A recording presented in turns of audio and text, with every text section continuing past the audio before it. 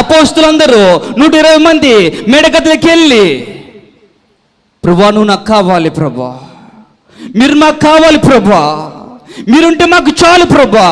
అంతవరకు భయపడుతున్నవారు, అంతవరకు సువార్త చేయడానికి భయపడుతున్నవారు, అంతవరకు బయటికి వెళ్ళి దేవుని ఆరాధన చేయలేకపోతున్నవారు 120 మంది అపోస్తులు మేడగదిలో కూర్చొని మోకరించి ఏకస్వరం కలిగి, ఏకాత్మ కలిగి, దేవుని మీద భారం వేసి, దేవుణ్ణి మోకరించి ప్రార్థన చేస్తూ ఉన్నప్పుడు ఆకాశము తెరచబడిందంట. ఆకాశము నుంచి గొప్ప అగ్ని జ్వాలలు, పరిశుద్ధాత్మ అభిషేకము వారు కూర్చున్న ఇండ్లంతా నిండిపోయిందంట అండి. దేవునికి మహిమ కలుగాక. ఈరోజు ఈ మందిరంలోకి దేవునికి అభిషేకంతో ప్రతి ఒక్క కుటుంబంలోకి వెళ్ళిపోవాలా, ప్రతి ఒక్క హృదయంలోకి కార్యాలు దేవుడు చేయునుగాక.